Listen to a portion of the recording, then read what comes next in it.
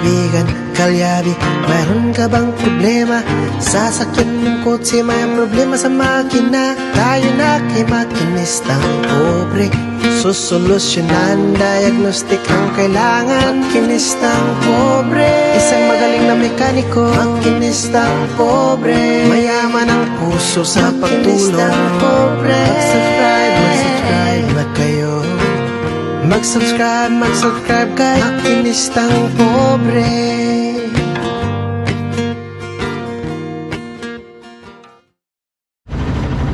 Right, mga kalyabe, so biyahin na naman tayo. Kung saan tayo dadalhin itong ating motor, bahala na si Batman. Alright.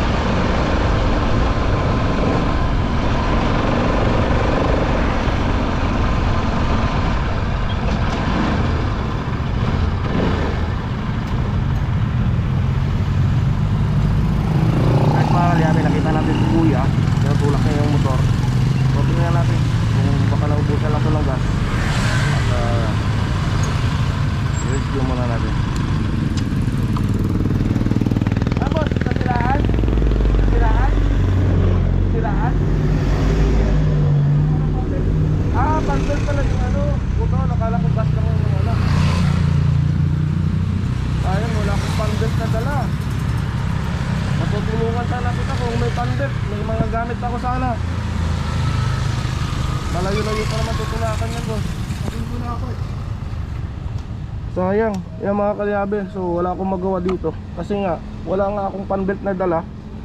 At kaparehas pa ng motor ni parang thinking body yung motor niya. Meron na, may ano na. Okay. Yes, kaya tumigil ako eh. Okay, sige po. Ingat.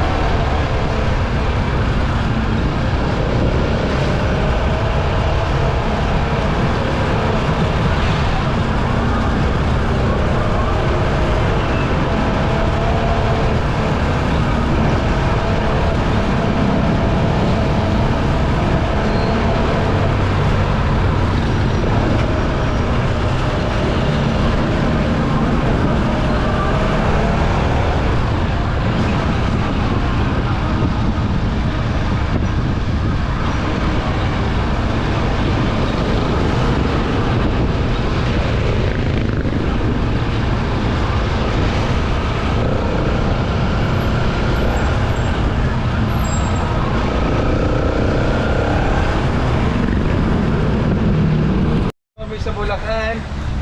Right, so magandang araw po sa ating lahat, lalong-lalo na po sa ating mga subscriber dyan, sa ating mga OFW sa mga panig na mundo. Kaya magandang araw po sa ating lahat. So ngayon mga kalyabe, nandito tayo ngayon sa Barangay Santo Rosario, Pandi, Bulacan. So Pandi, Bulacan, nagdumayo na tayo.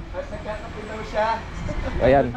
So alam niyo na, hindi masyadong alam niya na mga kalyabe kung bakit tinawag natin na lakwatsero itong ating service. Kasi hindi siya masyadong lakwatsero. Ayan. So ito mga kalyabe, at isa sa ating kababayan na nasa ibang bansa ay dumulog sa atin para ipa-check up itong kanilang Toyota Innova. So dito tayo ngayon at titingnan muna natin tong issue ng kanyang sasakyan. Right? Yo, test drive muna natin. Alright mga kalyabe, so bago tayo mag test drive, i-check muna natin tong tubig. Ayan, so padagdag na lang natin tubig konti.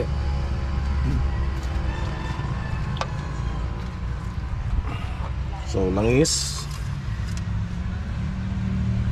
kulang na rin tong langis nito. Kailangan na rin to i-change oil. Pero okay lang to mga kalyabe, test drive lang naman to. I-change oil na rin natin yan mamaya. Brake fluid. Ayan, so malalim na.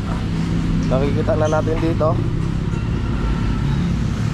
Maingay na yung dining, parang nagbakal to bakal na.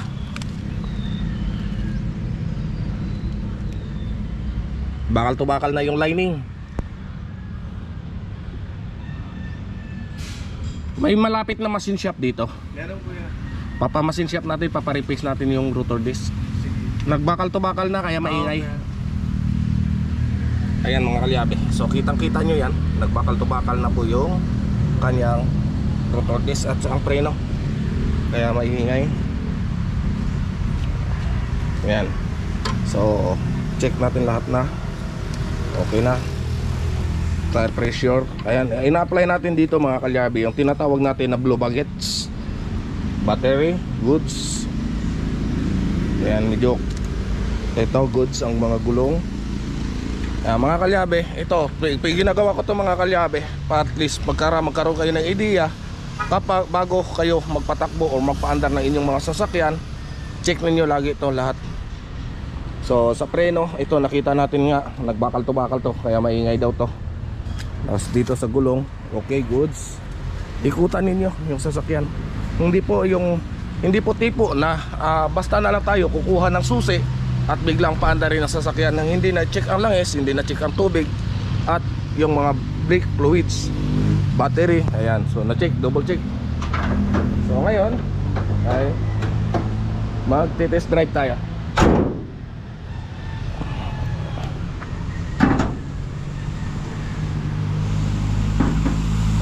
Right.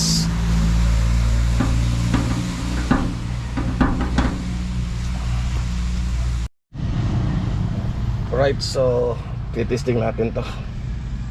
So ngayon ginawa lang susi.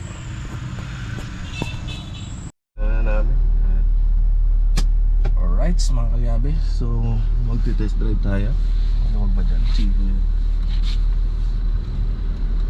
Ang ganda ng lugar nila, busing dito.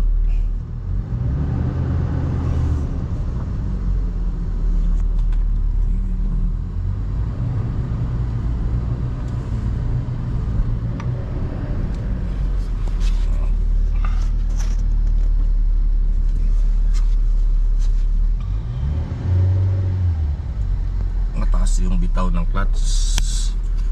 Matigas kasi, kaya yung airbag nyo umiilaw.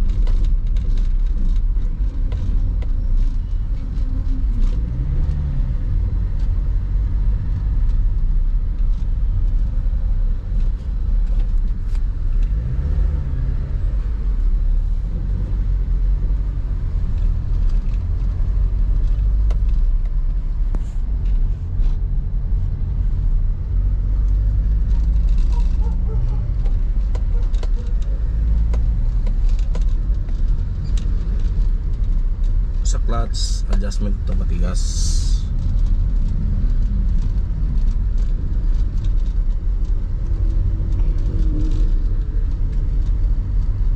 Itong papunta to saan?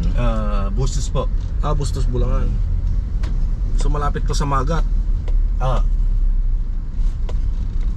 Bustos, Angat, DRT.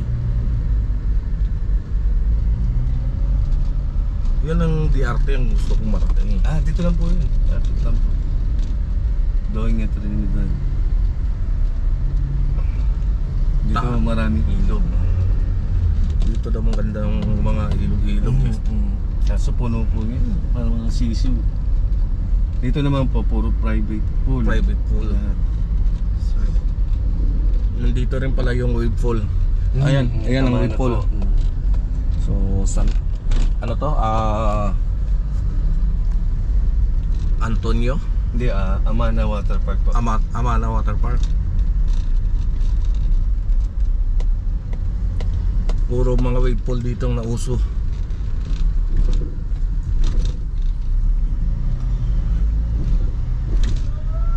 At least doon, parang may experience na rin nila yung parang nasa dagat sila.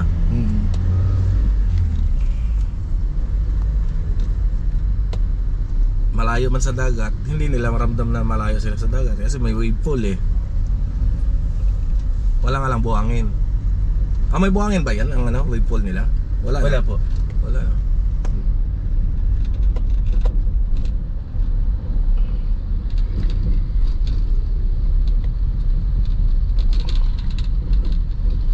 So, preno. Tapos i-repack natin yung mga bearing.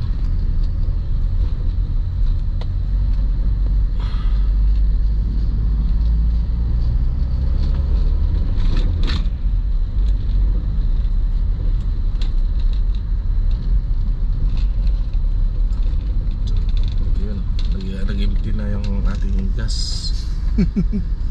Babalik na tayo. Ay, diretso pala tayo. Saan daw bilihan ng pyesa? Sige po, pamaya po. Ayan. Right, so update ko na lang kayo mamaya.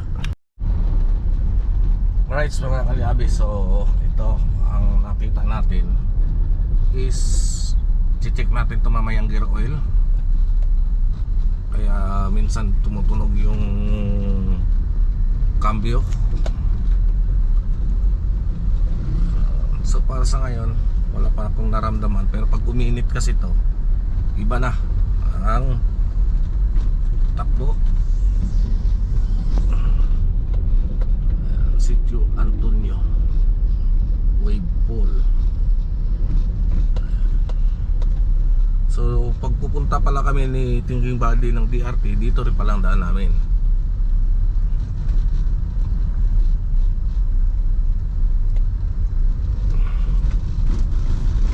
So ito yan. Ito po yan. Doon po sa kabila mo yan.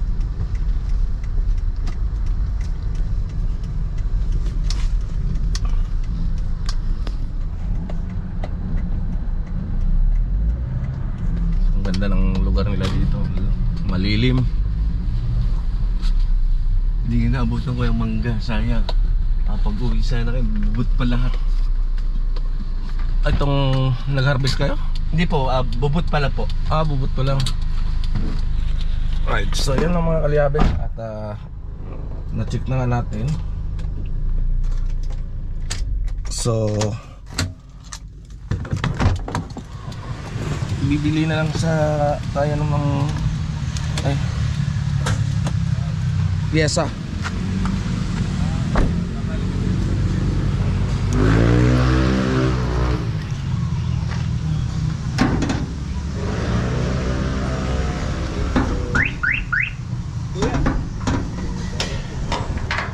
Right.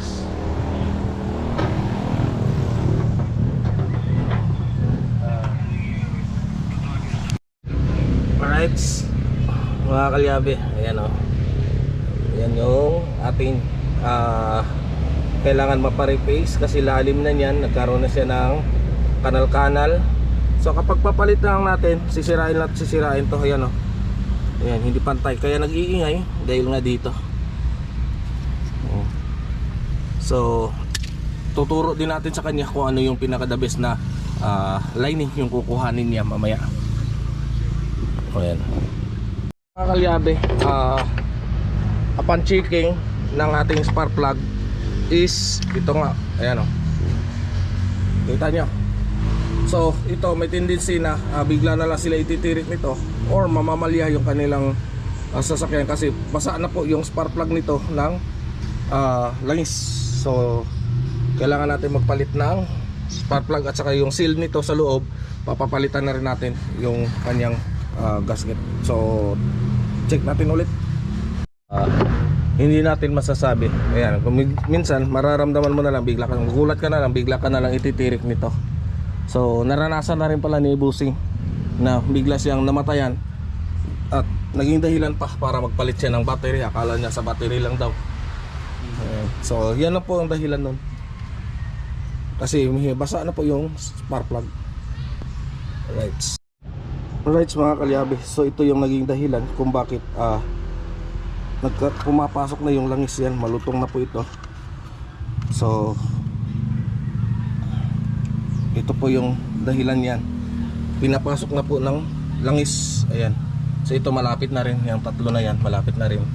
So habang maaga ay agapan na po natin. At ito is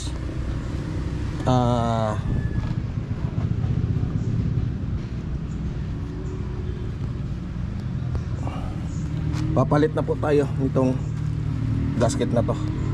Ayan. So itong valve cover gasket at saka itong spark plug para sa kanyang ignition coil, tigas po niyan. So papakita ko sa inyo mamaya pagbaklas natin. Alright mga kalyabe, so ito na, nahugot na natin. So yan, kung napapansin nyo, parang bakal na siya, lumutong na siya ng gusto. Yan ang dahilan kung bakit dito dumaan yung mga langis. Ayan, na pumasok sa ating spark plug. Ayan, parang bato na siya. Marinig nyo na naman yung tunog yan. Yan, parang sobrang lutong. Ayan. So dito, ayan, lilinisin na natin yan. At unang andar nito, normal na magkakaroon ng usok to dahil nga nagkaroon siya ng langis doon sa kanyang combustion chamber.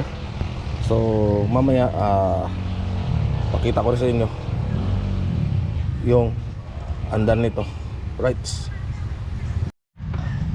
mga kalyabe, so ayan na, at binabalik na natin tong valve cover. Ayan, so nakakabitan na natin ng bagong gasket. Ayan, so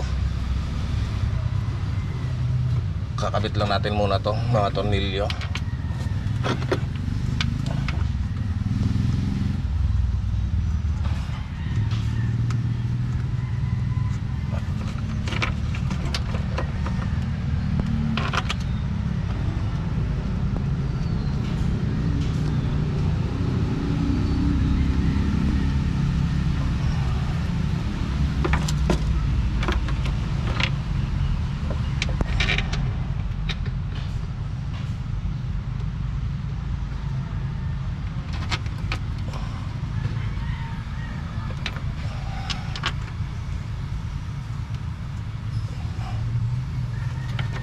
Lahat ng tornilyo babalik muna natin.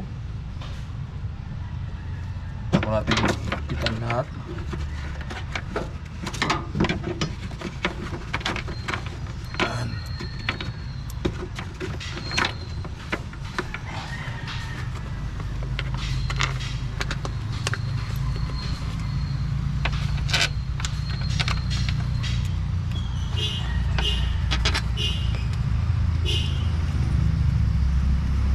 Medyo marami-rami kasi ito mga kalyabe.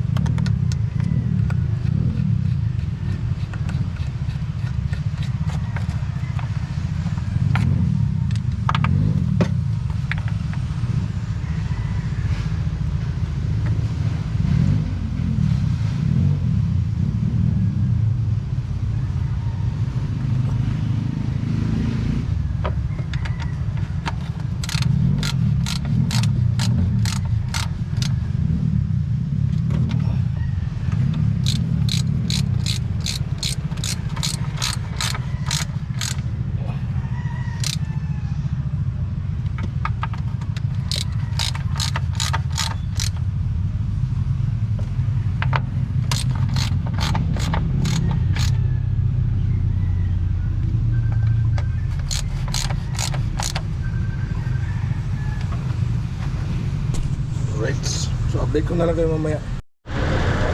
Alright mga kalyabe, so ito na, okay na tong sasakyan nila sir. Ayan, sa US. Right, so titest drive namin muna para observe na namin kung ano yung mararamdaman pa natin.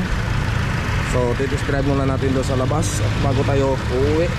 At ayan, so meron tayong hito at ito rin para kay Tol Gerard. Ayan, so nagpakasabay na rin si Tol Gerard kasi paborito rin pala ni Tol Gerard yan. Ayan, sa amin konti lang 7 kilo.